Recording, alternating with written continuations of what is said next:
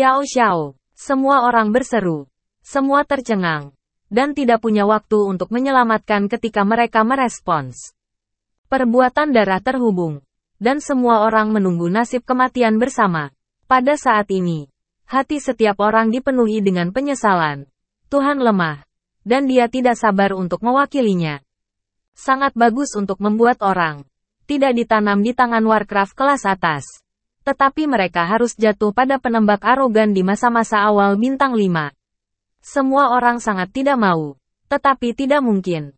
Renma Wuxie memberi mereka pelajaran di mana mereka tidak bisa diremehkan. Tetapi harganya tampaknya terlalu tinggi untuk ditanggung semua orang. Saat ini, di rumah Xiao, meja Rosewood, Zenny sedang dikritik di meja. Wajahnya yang cantik sedikit pucat, seperti bunga teratai yang mekar di kegelapan. Tiba-tiba, kegelisahan di hati saya yang baru-baru ini menjadi gelisah. Dan air mata yang tak dapat dijelaskan telah datang. Kemarahan dan air mata ini sepertinya keluar begitu saja dan muncul dari perbuatan darah. Zenny mengangkat kepalanya, dan matanya berkilat. Induksi perbuatan darah, mungkinkah Xiao Yan dalam masalah? Zenny tiba-tiba panik, kehilangan ketenangannya. Napasnya tanpa sadar menjadi lebih cepat, dan dadanya bergelombang. Saat berikutnya, sosoknya berebut dan bergegas menuju arah induksi akta darah. Musuh kecil, kamu pasti baik-baik saja. Kalau tidak aku tidak ingin hidup lagi. King Haoran dan beberapa tetua tidak ada di rumah Xiao akhir-akhir ini. Zenny terlambat menunggu King Haoran. Dia cemas. Selain itu bergegas dengan kecepatan penuh. Berdoa agar Xiao Yan tidak memiliki masalah. Dengan induksi akta darah, Zenny dapat mengunci posisi umumnya. Dan saat terbang, Zenny menyesalinya. Dia menyesali mengapa dia tidak pergi dengan Xiao Yan. Dan dia membenci dan menyesalinya. Jelas tidak mudah baginya untuk secara samar-samar mengetahui di mana harus membuat segel roh. Dan dia tidak pergi bersama Xiao Yan untuk beberapa tugas. Dia menyesalinya. Dia membencinya. Jika Xiao Yan benar-benar memiliki 3 kekuatan dan 2 kekurangan, Zenny takut untuk melanjutkan. Dia hanya ingin segera menemukan Xiao Yan. Saat ini, Zenny membuat keputusan di dalam hatinya. Dan Xiao Yan, hidup, tidak bisa bersama, mati, tapi juga berjalan seiring. Pada titik ini, panahnya sudah dekat. Xiao Yan sedang terburu-buru, dan pikiran bawah sadarnya bergerak. Tiba-tiba, cahaya keemasan menyala. Percikan api berhamburan. Darah Xiao Yan menyembur dengan liar. Dan dia terbang keluar. Melihat panah Xiao Yan, semua orang putus asa. Menunggu hukuman darah datang.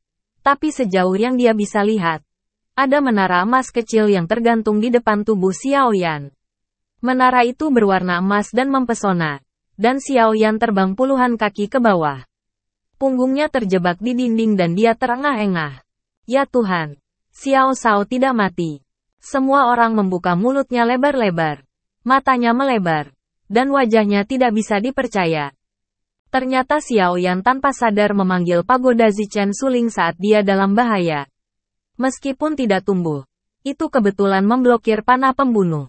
Menara Zichen Suling misterius dan tidak dapat diprediksi. Bahkan Xiao Yan tidak tahu terbuat dari bahan apa. Dia tidak berharap untuk menyelamatkan hidupnya kali ini. Putramu terlalu kecewa. Suara Zhan Lao terdengar. Sikat menara Zichen Suling menghilang dan kembali ke Xiao Yan. Sejak memasuki fantasi, saya terluka atau hampir terbunuh. Atau kali ini saya membantu Anda memindahkan posisi menara Chen Xingling. Hanya memblokir panah. Hidup anakmu hanya. Petik 2. Xiao Yan terdiam. Dan keinginannya akan kekuatan hampir gila. Xiao Yan frustrasi lagi dan lagi. Xiao Yan tidak ingin menjadi hambatan dalam tim.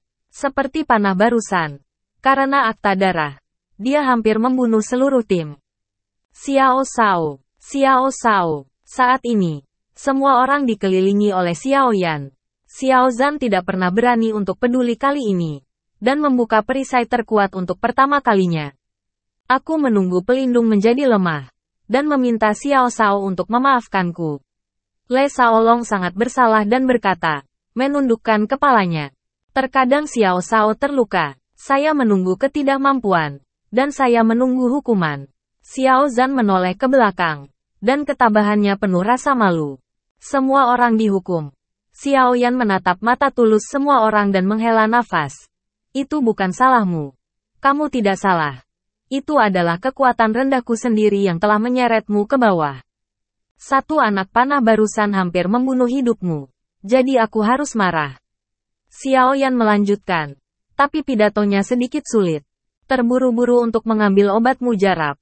Kulit Xiao Yan tiba-tiba membaik. Melindungi Xiao Shao adalah tugas kita. Baru saja Xiao Shao dalam bahaya. Dan kita memiliki tanggung jawab yang tidak dapat diabaikan. Le Shaolong membantu Xiao Yan dan memerintahkan untuk memperkuat pertahanan. Setelah Ren Mawuxie membuat pukulan telak barusan. Sepertinya butuh waktu untuk pulih. Dan tidak ada yang terjadi. Pikirkan saat ini. Anda telah terluka berulang kali. Dan telah dipertaruhkan beberapa kali. Xiao Yao diselamatkan sekali. Sekali dalam pertempuran sebelumnya dengan palu besar. Dan sekali lagi kali ini. Xiao Yan sangat emosional. Jalan menuju yang kuat memang penuh dengan risiko yang tak ada habisnya. Yang bisa jatuh kapan saja.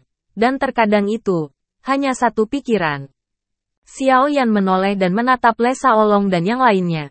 Selama ini, pasangan ini tulus dan berdarah. Dan mereka dibenarkan. Mereka memikirkan diri mereka sendiri. Mengambil risiko untuk diri mereka sendiri. Dan tidak menyesali diri mereka sendiri. Xiao Yan benar-benar dapat merasakan bahwa Le Shaolong dan yang lainnya adalah pria setinggi 7 kaki dan tulang besi. Bukan karena perbuatan darah. Tetapi karena mereka benar-benar menganggap diri mereka sebagai saudara dan teman. Memiliki simpati untuk saudara dan saudari. Dan melihat diri mereka terlebih dahulu. Meskipun Xiao Yan murah hati dan tulus kepada semua orang, Xiao Yan selalu merasa tidak mampu. Setelah beberapa kesusahan, dia hampir melibatkan semua orang. Tetapi orang banyak tidak mengeluh. Berdasarkan sentimen ini, Xiao Yan merasa bahwa dia harus melakukannya untuk mereka. Apa yang harus dipesan? Kamu adalah saudara laki-lakiku. Dan aku tidak bisa menyeretmu ke bawah. Xiao Yan mengangguk dengan tegas. Menepuk dahinya. Dan 5 garis darah keluar. Mengebor ke Le Shaolong dan yang lainnya. Xiao Shao, Le Shaolong dan yang lainnya tercengang. Tidak pernah bermimpi bahwa Xiao Yan akan mengembalikan akta darah itu untuk dirinya sendiri saat ini. Perbuatan darah selalu dapat mengendalikan kekuatan hidup dan mati seseorang. Dengan satu pikiran, dia bisa mendominasi hidup dan mati. Dan pembuat kematian akan mati. Kontraktor tidak akan pernah berani mengkhianati dan tidak berani melindungi tuannya. Ini semua kekuatan besar di benua. Hampir tidak mungkin untuk mendengar pengembalian sukarela perbuatan darah di bawah kendali metode umum bawahannya. Kecuali untuk beberapa jenis pertukaran. Siapa yang mengira Xiao Yan akan mengembalikan akta darah setelah cedera? Tanpa khawatir semua orang akan meninggalkannya. Hanya hati yang tulus peduli pada saudaranya. Nak. Kepindahanmu adalah yang pertama dari jenisnya di daratan Tiongkok sejak zaman kuno. Tindakan berani seperti itu benar atau salah dan sulit untuk dikomentari. Tetapi aku tetap ingin suamiku memandangmu dengan tinggi. Kedengarannya, tanpa halangan, tetapi penuh penghargaan.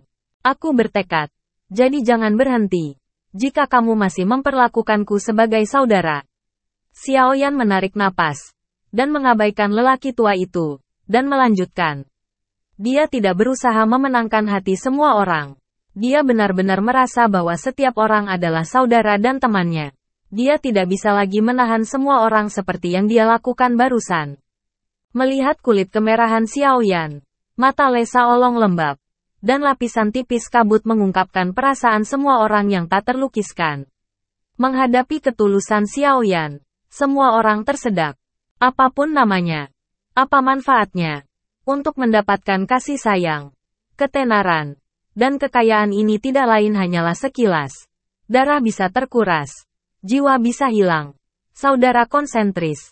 Keuntungannya terputus. Meski jalannya sulit. Itu hanya sekejap. Sungai dan danau yang panjang. Persaudaraan yang panjang. Semua orang saat ini. Hati terhubung. Terlepas dari satu sama lain. Tertawa keras. Nan Erming penuh dengan sentimen luhur. Kabut beracun naik. berubah menjadi ular sanca raksasa, dan menyapu semua orang. Tampaknya penembakan kuda dan kuda itu selesai, dan topeng penyihir itu menyala lagi. Semua kuda tidak mengangkat senjatanya. Perisai ada di depan, tombak ada di tangan, dan pelatihan terus berubah. Tombak berlumuran darah itu tentang kehormatan. Keempat kuku mengangkat asap yang mengepul. Teknik bertarung, Iron Hoof Chas, diluncurkan, dan membawa angin dingin ke Xiao Yan dan yang lainnya. Kerja bagus. Xiao Zhan tidak pernah takut dengan jarak dekat. Sarung tangan emas gelap bertabrakan. Tubuhnya dengan cepat berbalik. Dan dia berubah menjadi harimau perang emas. Aku tidak bisa menyeretmu sepanjang waktu. Aku tidak percaya kekuatan jiwa Warcraft ini begitu kuat. Xiao Yan juga tertawa. Jangan khawatir. Roh darah memutuskan untuk lari. Tangan dan sidik jarinya berubah. Dan, Huang Kuan Tiananger. Dilakukan. Suku kata kuno. Seperti air mancur yang menyembur keluar. Terbungkus jejak energi khusus yang diubah oleh roh darah. Menutupi orang dan kuda. Seperti yang diharapkan Xiao Yan. Pria dan penyihir ini menembak dengan cepat. Tetapi kekuatan jiwa tidak kuat. Betapa kuatnya jiwa Xiao Yan.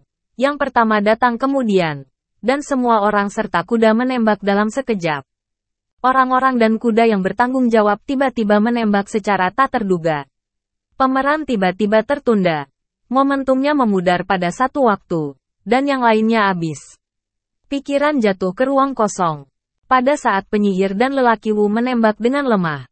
Harimau melolong emas dan ular sanca hijau Nan Erming telah menyerbu ke dalam gerombolan. Dan memicu kerumunan. Reruntuhan tembok yang rusak. Puing-puing suatu tempat. Udara berasap mengepul. Kuda dan kuda tiba-tiba ditembak jatuh. Dan kuda pada periode awal bintang 5. Begitu dekat, tidak dapat bersaing dengan Xiao Yan dan lain-lain. Melihat situasinya tidak baik, Ren Mawu berbelok tajam, memperlebar jarak, berakselerasi seketika, dan berpencar, membuat Xiao Yan dan yang lainnya tidak dapat melacak. Selama gerakan berkecepatan tinggi, penyihir itu menembakkan tombak, membengkokkan busur, dan anak panah membawa bayangan siulan, yang memperlambat pendekatan cepat Ziying dan yang lainnya lagi. Dia adalah tunggangan dan pengendara. Petik 2. Setelah pertempuran pertama, Ren Mawushu menyusun kembali formasi, mengubah taktiknya, dan menggunakan keunggulan kecepatannya sendiri untuk menembakkan panah yang mengancam jiwa dan segera pindah ke tempat yang lebih jauh. Berlari ke samping dari waktu ke waktu, dan memanfaatkan kesempatan untuk menyerang. Menembak pada posisi yang lebih mematikan. Ribuan anak panah beterbangan dan memenuhi langit. Dan semua orang di perisai Xiao Xiao cukup pusing untuk sementara waktu. Apa yang harus dilakukan? Ziying bertanya. Dan orang-orang serta penyihir tersebar di mana-mana. Saling memandang. Dia dan Le Shaolong tidak berdaya. Aku yakin. Orang ini terlalu berbahaya untuk ditembak. Dia tidak mengenai kita sama sekali dan tidak bisa mengejar. Xiao Xiao dan Badai tidak berdaya. Xiao Zhan dan yang lainnya tidak pandai dalam kecepatan. Tetapi Ziying dan Le Shaolong tidak dapat menggunakan kecepatan karena gangguan panah. Dan mereka tidak berdaya untuk sementara waktu. Bukankah keterampilan bertarung jiwa Xiao Xiao efektif? Kata Le Shaolong. Meskipun Xiao Yan memiliki kekuatan paling rendah, kekuatan jiwanya cukup kuat.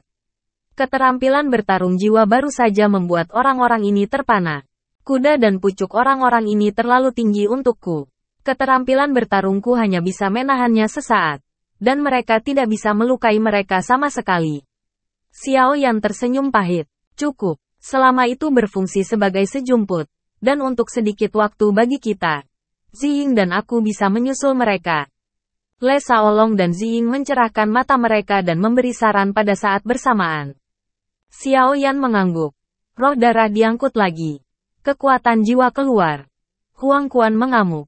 Gelombang suara terus beriak. Dan lingkaran cahaya samar beredar di antara reruntuhan kuno. Tembok yang rusak tetap semakin sepi.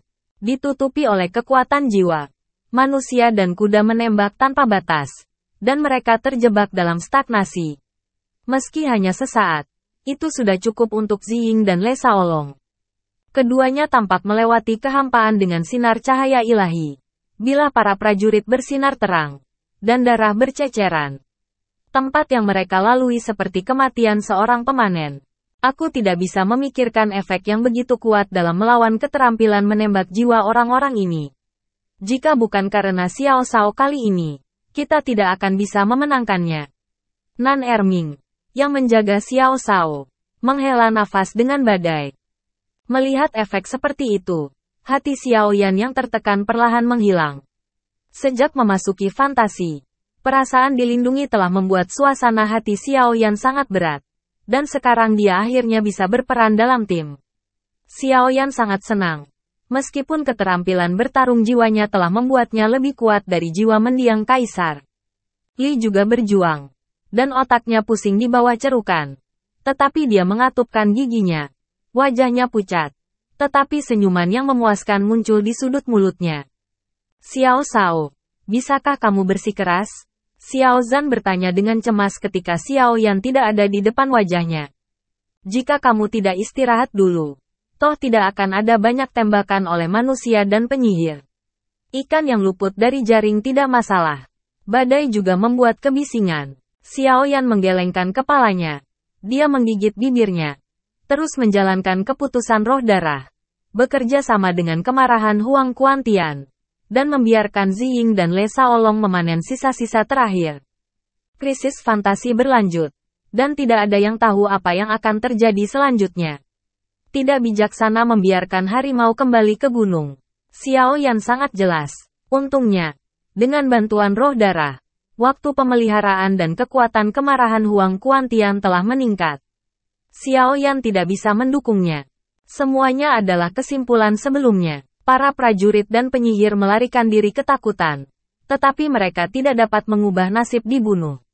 Sebagai Warcraft bintang 5 awal, kuda dan kuda tidak bisa bermimpi untuk menembak. Kunci untuk akhirnya menghancurkan mereka adalah seorang pemuda di masa-masa awal Samsung. Dia melihat dengan enggan ke arah Xiao Yan dan beberapa kuda dan penyihir yang tersisa. Dia menutupi tenggorokannya.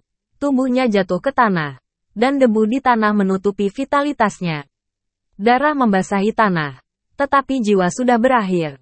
Pertempuran berakhir. Dan reruntuhan kembali tenang. Meski sangat sunyi. Itu seperti lukisan sejarah kuno. Nafas waktu meresap dan masih membuat orang merasakan suasana hati yang tak terkatakan. Dengan bantuan Xiao Shao, kita akan jauh lebih mudah di masa depan. Dan kita tidak menemukannya lebih awal. Xiao Zhan tertawa. Itu karena kamu kekurangan sepasang mata yang indah. Ziying berkata dalam sebuah kalimat. Artinya, kamu melihat bayangan ungu kami. Begitu cantik dan cantik. Xiao Zhan masih menunggu Nan Erming berbalik. Badai menambahkan. Dengar. Kamu biasanya tidak berbicara. Aku tidak bisa berpikir untuk berbicara dengan akurat. Le Shaolong bercanda tentang badai itu. Semua orang tertawa dan tertawa. Hanya mata Nan Erming yang tertekan dan dia ingin membunuh. Ketika badai melihat situasi yang buruk, dia menemukan alasan yang enggan untuk pergi dan melihat luka Xiao Yan dan menyelinap pergi. Xiao Yan berdiri tidak jauh. Kecuali wajahnya sedikit pucat dan benar-benar tanpa ekspresi. Mendengar tawa orang banyak, dia tertawa tanpa henti. Kali ini, inti sihir dan darah yang ditembakkan oleh orang dan kuda sangat bagus. Semua orang menghitung barang rampasan dan tersenyum. Sayangnya, kulit pria ini tidak terlalu bagus. Xiao Yan merasa menyesal dan menghela nafas. Pertahanan kulit kuda dan kudanya terlalu buruk. Dan tidak cocok untuk baju besi bagian dalam. Jadi mereka harus menyerah. Xiao Shao belum puas. Sudah waktunya untuk puas. Haha.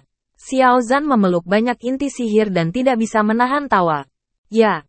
Esensi dari binatang hijau itu juga terbuang sia-sia. Tapi sayangnya begitu banyak. Le Shaolong menemani Xiao Yan dan membuat Xiao Zhan memutar matanya dengan liar. Orang-orang ini sepertinya sudah lama lupa untuk dikejar oleh serangan kelompok berbahaya. Air liur ringan di sana. Setelah membersihkan medan perang, kerumunan bergerak.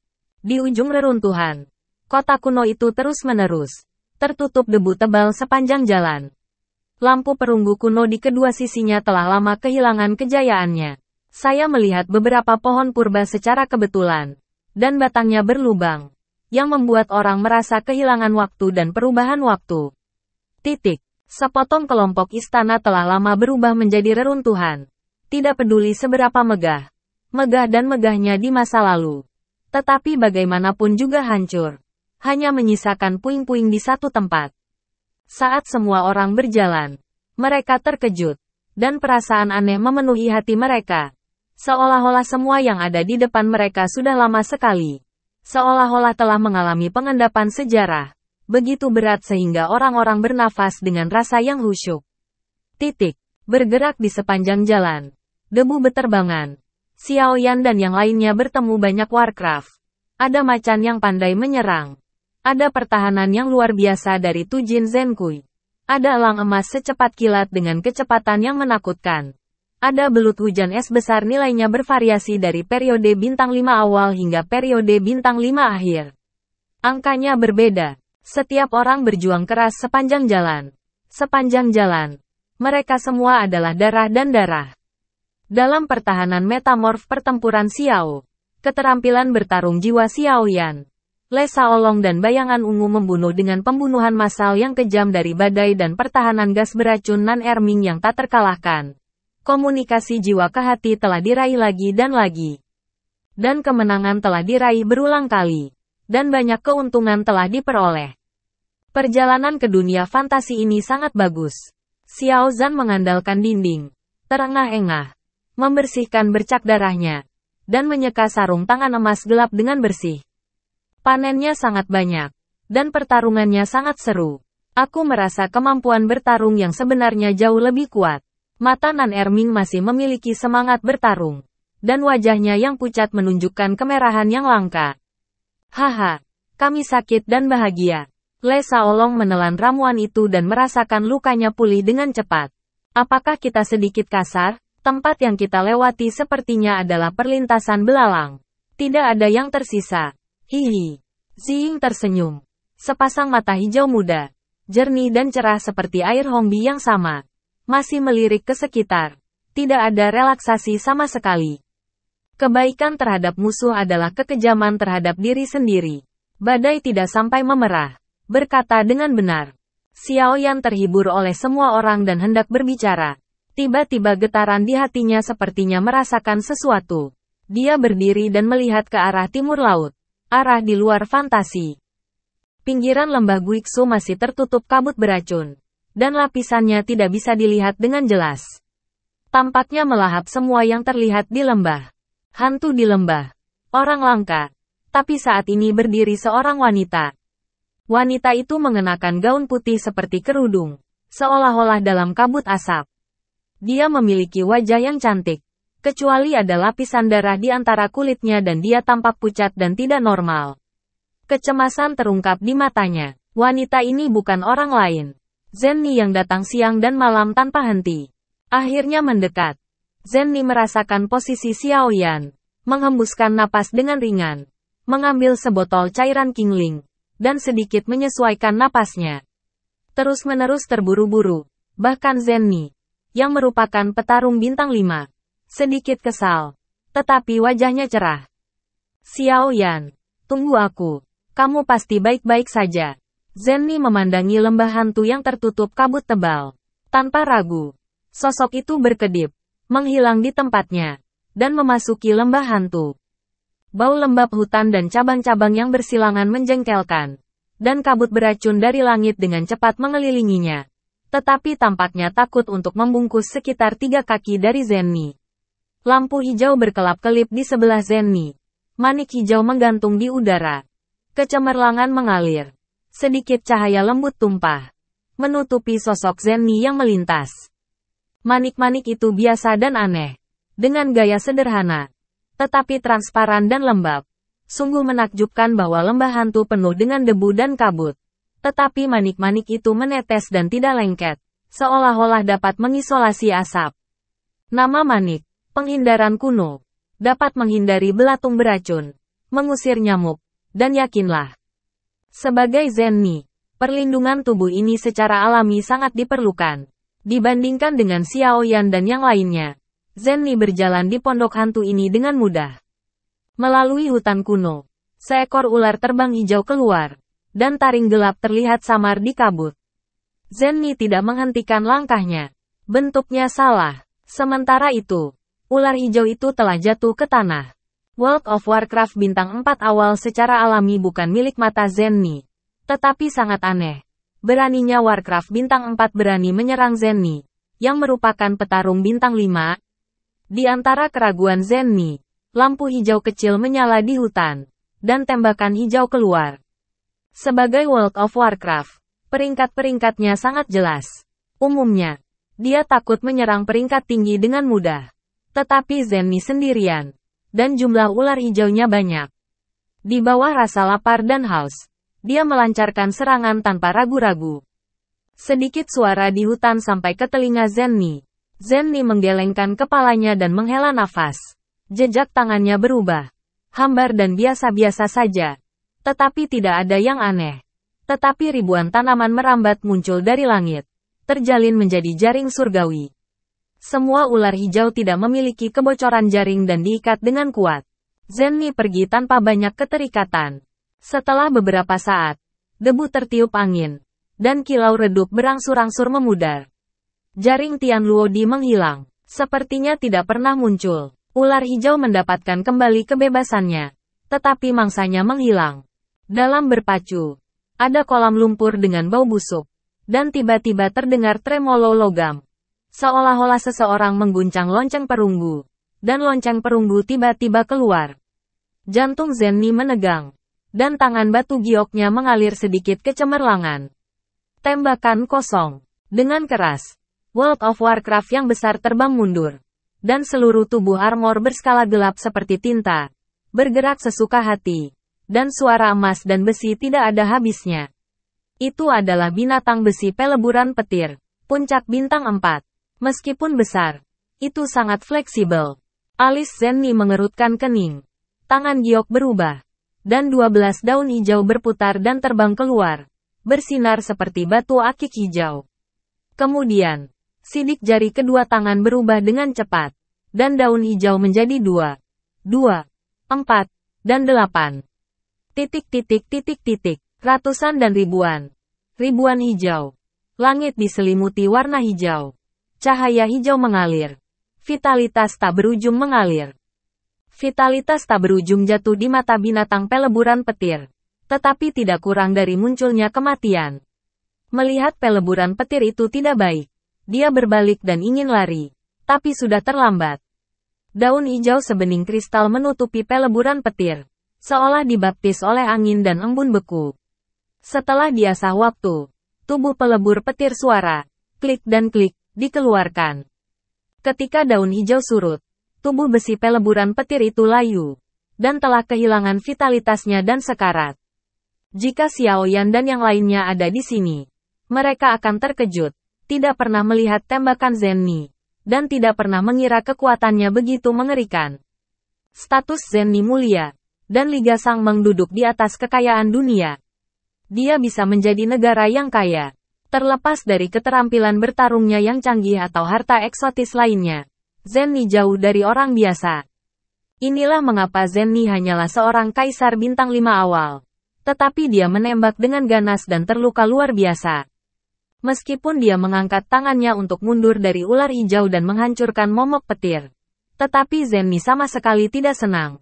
Tetapi alisnya menegang lebih erat. Dia cemas dan memiliki jalan panjang untuk pergi. Saya tidak tahu seberapa jauh. Dan Warcraft menyia-nyiakan banyak waktu. Mungkin itu saja. Zenni memikirkannya. Sekejap tangannya. Tengkorak sebening kristal muncul di telapak tangannya. Tengkoraknya kecil dan prismatik. Saya tidak tahu Warcraft jenis apa itu. Tetapi cahayanya menyebar. Sehingga sekelilingnya bermandikan cahaya suci dan damai. Balas dendam Zenni disuntikkan ke dalam tengkorak. Tiba-tiba, tulang-tulang Zen terdengar sangat keras. Membersihkan kotoran. Membersihkan semua debu. Langit dan bumi bergetar. Cahaya lembut lebih terang. Dan cahaya terang menyinari. Sejauh cahaya datang. Paksaan Warcraft high-end yang tak terlihat menembus ribuan mil. Dan ada suara panik di sekitar. Dan kemudian semuanya menjadi sunyi. Tulang binatang bertanduk Zen ini sangat mudah digunakan. Zenny juga menggunakannya untuk pertama kali. Dan mau tak mau kagum dan tersenyum. Zen Diamond Sky Hornet Beast. Tahap awal dari 7 Star of Warcraft. Memiliki kekuatan terendah di 7 Star of Warcraft. Tetapi tulangnya terdengar sendiri. Jika diisi dengan kekuatan, itu akan memancarkan paksaan yang tidak terlihat dan memiliki efek jera yang besar pada Warcraft level rendah. Zenny juga merupakan hadiah dari seseorang dan belum pernah menggunakannya. Ada penghindaran kuno, dan Zen Diamond Celestial School membuka jalan. Zenny melakukan perjalanan tanpa hambatan sepanjang jalan. Beberapa hari kemudian, dia berada di dekat ruang tempat Xiao Yan masuk. Ratusan meter dari Zenny, itu adalah altar kuno yang dimasuki Xiao Yan dan yang lainnya. Xiao Yao mondar-mandir dengan cemas. Tetapi Zenny sama sekali tidak menemukan keberadaan Xiao Yao. Di luar altar, gelombang cahaya melambai. Terisolasi secara internal dan eksternal. Xiao Yao dan Zenny dekat satu sama lain. Tetapi mereka tidak dapat melihat satu sama lain. Saya tidak tahu mengapa ilusi ini diciptakan oleh manusia. Atau itu terbentuk secara alami. Dan dia menciptakan ruangnya sendiri. Zenny bergerak di sepanjang lintasan induksi akta darah. Dan dipastikan bahwa Xiao Yan ada di dekatnya. Tetapi dia tidak melihat harapan apapun. Hanya laut hijau yang menutupi seluruh area. Pepohonan di depan masih pepohonan dan kabut masih kabut tidak sama. Melihat sekeliling, sosok Zenny berputar ribuan kali di sekitarnya. Tapi Xiao Yan masih hilang. Wajah cantik Zenny berkeringat dingin hinggap di leher putihnya. Dan suasana hatinya berangsur-angsur menjadi mudah tersinggung. Sama sekali tidak ada yang salah dengan induksi akta darah. Tapi kenapa tidak bisa ditemukan? Kenapa? Apa yang terjadi pada Xiao Yan? Zenny sangat bingung dan kehilangan ketenangannya. Di bawah kesal, Zenny melambaikan tangan, melampiaskan kecemasannya. Di bawah murka tepuk tangan, bumi yang terbuka berguncang. Seolah-olah ada ribuan pasukan dan kuda yang berlari kencang. Dan lautan amarah yang mengamuk melonjak. Telapak tangan ini baru saja menggedor selubung altar. Dan cahaya selubung yang berkilauan menyala. Dalam sekejap, semua kabut beracun di langit menghilang. Dan energi putih susu yang tak berujung menutupi langit sepenuhnya. Untuk bersaing dengan semangat juang Zenny. Semuanya terjadi dalam sekejap. Hanya sesaat. Dan Taniuchi kembali tenang. Sepertinya tidak terjadi apa-apa, dan perisai itu disembunyikan lagi. Hanya tanah yang berantakan yang membuktikan bahwa pertempuran baru saja bertabrakan. Zenny, yang terbang terbalik, terkejut. Mulutnya sedikit berdarah. Tapi dia khawatir dan bahagia. Ternyata tidak ada ruang untuk itu. Namun, Zenny terluka karena syok sesaat setelah pukulan itu. Jelas, perisai ini tidak bisa dihancurkan dengan kekuatannya sendiri. Memikirkan hal ini, ekspresi Zenny langsung berubah. Giginya menggigit, telapak tangannya melambai. Membom ke arah perisai, menantikan keajaiban itu. Keajaiban tidak menjaga Zenny. Meskipun Zenny melakukan yang terbaik, semangat juangnya seperti badai. Tetapi perisainya tetap tidak bergerak. Ombak beriak seperti sebelumnya. Tetapi tidak ada pingsan. Nafas Xiao Yan sangat dekat. Tetapi ada celah. Seperti akhir dunia, Zenny menyeringai, menahan guncangan perisai, dan meledak dengan keras, tidak peduli dengan hidup dan mati. Apa yang disebut kekhawatiran itu kacau. Zenny yang biasanya kalem dan kalem jelas bingung. Dia hanya tahu bahwa Xiao Yan dalam bahaya. Itu adalah bahaya besar. Tetapi dia tidak menyadari bahwa air mata itu muncul di hatinya sebelumnya tidak muncul kembali. Dan dia tidak memikirkannya. Jika Xiao Yan benar-benar mati, perbuatan darahnya dengan Xiao Yan, bisakah dia masih hidup sekarang? Hanya ada satu pikiran di hatinya. Xiao Yan berada di dalam ruang di dalam perisai, dan sedang mengalami siksaan hidup dan mati. Dia ingin menghancurkan perisai itu. Dia akan bersamanya, dan kematian akan menyertainya. Dia terus menyerang perisai, lagi dan lagi, mati-matian. Seolah melampiaskan penyesalannya. Air matanya sudah menutupi pipinya. Energi kain kafan tampaknya diaktifkan sepenuhnya oleh pengeboman terus-menerus Zenny. Badai energi beriak dari lapisan ke lapisan seperti guntur yang menggelegar. Seluruh negeri tampaknya bergetar untuk itu. Seluruh tubuh Zenni langsung terlempar oleh badai energi ini. Darah menyembur dengan liar. Darah bercampur dengan air mata keputusasaan. Memercikkan bunga merah ke udara. Itu adalah penyesalan terbesarnya bahwa dia tidak bisa menemani kekasihnya mengalami hidup dan mati. Cederanya tidak fatal. Tetapi harapan telah hilang. Dan hati telah jatuh. Xiao Yan. Gumam Zenni. Air mata seperti mata air. Dan tubuh yang hampir sempurna jatuh di udara. Xiao Shao. Apa yang kamu lihat? Dalam ilusi. Melihat Xiao Yan melihat ke langit. Tidak ada respon untuk waktu yang lama. Le Shaolong menyuarakan keprihatinan dan bertanya. Xiao Yan menarik matanya dengan ragu dan menggelengkan kepalanya. Sepertinya barusan induktif. Tapi dia tenang. Tapi bingung. Seolah melihat bunga di kabut. Memancing bulan di air. Pingsan tapi tidak ada jawaban. Dalam penandatanganan akta darah, pemberi akta akan lebih kuat dari pemberi akta utama. Karena hidup dan mati ada di tangan pihak lain. Sehingga lebih sensitif. Selain itu, Zenni, sebagai seorang wanita, selalu jauh lebih intuitif daripada pria dalam hal pandangan ke depan. Jadi Xiao Yan tidak menyadari bahwa Zenni telah tiba. Tidak apa-apa, ayo pergi. Xiao Yan menyapa semua orang. Ketika semua orang melihat Xiao Yan tidak menjelaskan, mereka tidak banyak bertanya. Mereka bangkit dan mengikuti Xiao Yan di belakang. Menyeberangi jalan berdebu yang panjang dan melangkah melintasi parit yang lebar. Xiao Yan dan yang lainnya tidak bisa tidak kagum. Ada kota-kota di kota kastil kuno ini, yang saling terkait dan tinggi di langit. Sepertinya tidak ada akhir. Apa itu? Melangkah ke pengintai yang rusak. Xiao Xiao menunjuk ke 3 benteng yang terlihat dari jauh. Benteng ini dikelilingi oleh awan dan awan di langit. Namun penampilannya yang megah dan tidak biasa masih terlihat samar. Ketiga benteng tersebut tersebar dalam sebuah tangga. Dan yang terkecil jauh dari benteng lain di kastil kuno. Hah, Ziying menatapnya. Tiba-tiba, matanya menyala. Apakah ini kastil utama yang sebenarnya dari ilusi ini? Itu sangat mungkin. Le Shaolong melihat lebih dekat. Melihat medan. Seperti celah Huyuk Xiong. 3 benteng tepat di posisi kepala harimau. Melihat momentum. Menelan dunia. Dan paksaan sekuat Gunung Tai. Menonton pesona iblis Rugou. Atau bos yang memiliki kekuatan untuk membunuh dan membunuh ribuan pasukan. Menyayat hati. Kombinasi ketiganya benar-benar memiliki kekuatan raja untuk datang ke dunia.